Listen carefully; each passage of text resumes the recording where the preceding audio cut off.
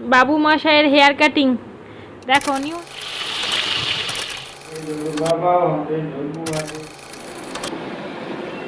Hello বন্ধুরা, আজকে আর সকালটা গুড মর্নিং দিয়ে স্টার্ট করছি না, কারণ মোটেও আজকে আমার জন্য গুড নয়। যোগু কী করেছে জানো? লিফট থেকে নামার সময় চাবিটা লিফটের একদম তলায় ফেলে দিয়েছে। ভাবো তো কি বদমাশ, তাই না? মানে চাবিটা লিফটের তলা থেকে বের করতে যান না কাল হয়ে গেল আমাদের সবাই। ওই জন্য লাঠির মধ্যে সেই তার বেঁধে অ্যাঙ্গেল করে তারপরে সব বের করতে হয়েছে চাবিটাকে। আর তারপরে বাবু মশাইকে আমি নিয়ে গেছিলাম চুল কাটাতে। চুল কাটিয়ে নিয়ে এসে এই ব্রেকফাস্ট করছি। করে পুজো দেওয়া আমার কমপ্লিট হয়ে গেছে। যোগু এখন যেহেতু ঘুমাচ্ছে, আমি তাড়াতাড়ি স্নানটা করে নিলাম। আজকে না বিকেলবেলাতে একটু বেরোবো, তো ওই জন্য ভাবছি মানে কিছু রান্না বান্না আর করিনি, ঘরে মাছ আছে আর ভালোও লাগছে না, শরীরটা একদম ভালো নেই। তো না, আজকেও সেই কালকের মতো ফেনা ভাত, শুধু ফেনা ভাতের মধ্যে দুটো ডাল দিয়ে দিয়েছি আর যোগুকে একটা মাছ ভেজে দেবো। যা খায় খায়, ভাত তো একদমই খেতে চায় না। ওই একটু মাছ ভাজা দিয়ে দেবো, খেয়ে নেবে। ইসে তোমাদের চুলটা কেটে এসে ভীষণ কাঁদছিল, কাঁদতে কাঁদতে না ঘুমিয়ে গেছে।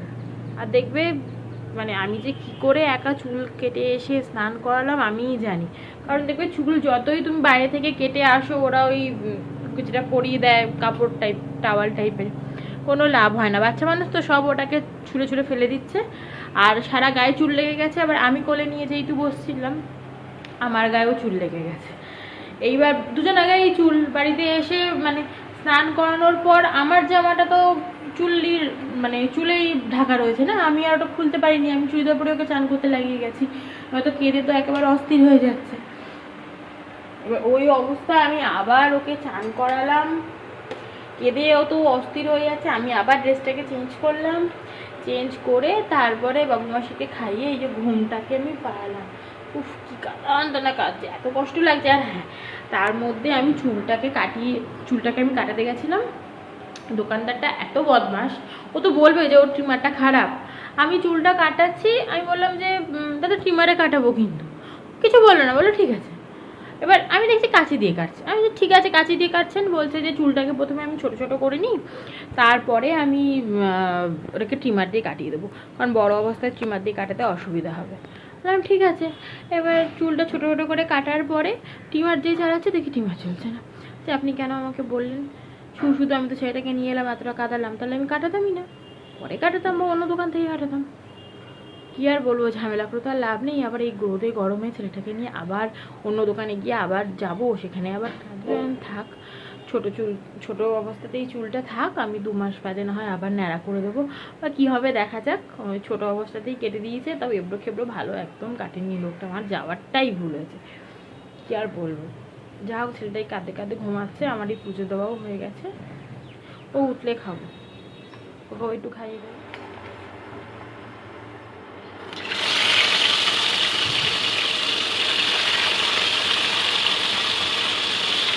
আর এই যে আজকে দুপুরের আমার লাঞ্চের মেনু, ফেনা ভাত আর ডাল, আর সাথে মাছ ভাজা, আর কালকের 2 পিস চিকেন চাপ মতো আছে, 2-4 পিস আছে, ওই দিয়েই আজকে দুপুরের লাঞ্চটাকে সেরে ফেলবো।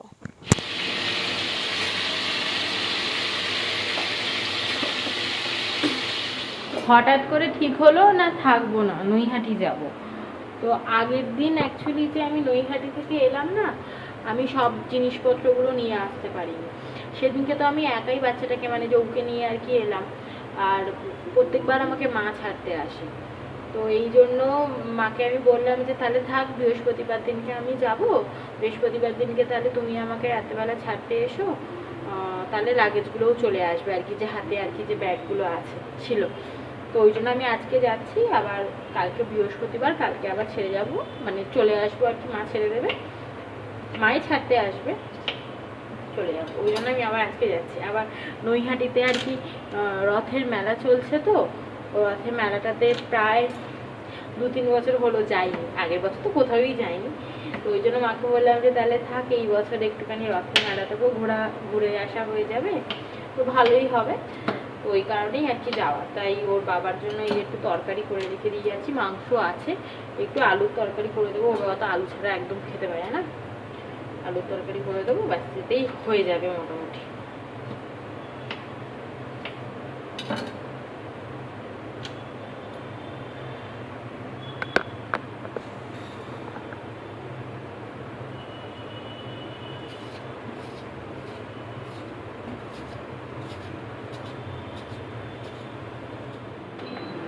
সাদা জিরে ফোড়ন দিয়ে যেরকম আলুর তরকারি করে না, সেরকম ঠিক করবো।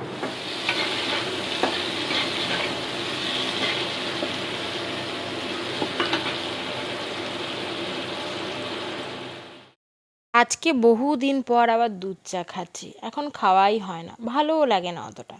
তো ঘরে দুধ ছিল, তাই ভাবলাম একটু বিস্কুট চায়ে ডুবিয়ে ডুবিয়ে এনজয় করি। সব রকম এনজয়ের দিন তো আমাদের মাদের শেষ হয়ে গেছে, তাই না? ঠিক আমারও তাই। খেতে খেতে যোগুর ডাক, দৌড়ে চলে যেতে হলো, আর কি করা যাবে। বাবু মশাইয়ের হেয়ার কাটিং দেখো, নিউ হেয়ার কাটিং কিরকম কেটে দিয়েছে দেখো। এই যে, এই যে দেখো, এদিকটা দেখো একটুখানি বেশি চাছা, এদিকটা আবার চুল দেখো, এদিকটা দেখো, এ দেখো এদিকটা দেখো, দেখেছো কিরকম কেটে দিয়েছে? মানে না ন্যাড়া না ছাটা, কি কেটে দিয়েছে, মানে ওই সেলুনের দোকানের লোকই জানে। মানে রাগ ধরছে না। এই দেখো চুল দেখো, সামনের দিকে আবার একটুখানি দেখো, টিকি টিকি সামনের টিকি, তা সামনের টিকি বড়। কালকে নৈহাটি গিয়ে আমি চুলটাকে একদম ন্যাড়া করাবো ওর, এখানে আর কাউর কাছে কাটাবো না। বম দুষ্ট।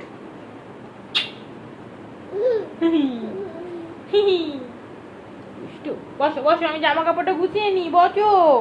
অনেক জামা কাপড় হয়ে আছে, এই যে এত জামা কাপড়, এগুলোকে যদি ভাঁজ না করে রেখে যাই, যেমন আছে তেমনই 2 দিন 3 দিন 1 সপ্তাহ পরে থাকবে, কিচ্ছু হবে না। এর ওপর ধুলো জমে যাবে, কিন্তু এগুলো এখানেই পড়ে থাকবে। এই গুছিয়ে রেখে যাওয়াটাই আমার মঙ্গল।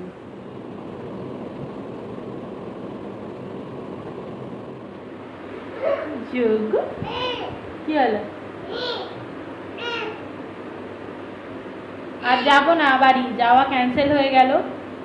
ক্যান্সেলটা করে দিলাম, ভাবলাম ওর বাবাকে একা রেখে আর কি যাবো না। একটা বন্ধু আসার কথা ছিল, তো সে আর কি আসতে পারবে না, ওই জন্য আমি বললাম যে থাক, তোমাকে আবার একা একা থাকতে হবে, ওই জন্য আমি আর যাবো না। অন্য কোনো দিন যাবো, বা যদি কালকে যেতে পারি তো যাবো, দেখা যাক কি হয়। ওই জন্য ক্যান্সেল করে দিলাম। আর এই যে বাবু মশাই, বাবা আসা মাত্রই বাবার গায়ের উপর উঠে নাচছে, দেখো কেমন, দেখেছো? ডায়লগের গদি বাবার গাটা। হাতে জগুর বাবা, হাতে জগু, হাতে জগুর বাবা, হাতে নেড়া বিল্লি হাতে, নেড়া বিল্লি হাতে, নেড়া বিল্লি হাতে, নেড়া বিল্লি হাতে, নেড়া বিল্লি হাতে। তো যাওয়া তো ক্যান্সেল করেই দিলাম, কি আর করাই যাবে। আর রাতেরবেলা তো রান্না হয়েই গেছে, তো আজকে তাড়াতাড়ি খেয়ে দিয়ে ঘুমিয়ে যাব। আর বাবু মশাইকে দেখো, সে আর বাবা ঘরে থাকবে, আমাকে ঢুকতে দেবে না, তাই দরজাটাকে বন্ধ করে দিচ্ছে। এত বদমাশ হয়েছে, বাবা এলে মাকেও সে চায় না। তো চলো, আজকে ব্লগটাকে আমি এখানেই শেষ করছি। যদি তোমাদের আজকে এই ব্লগটা দেখতে ভালো লেগে থাকে, তো চ্যানেলটাকে প্লিজ সাবস্ক্রাইব করে দিও। দেখা হচ্ছে পরের ব্লগে, টাটা।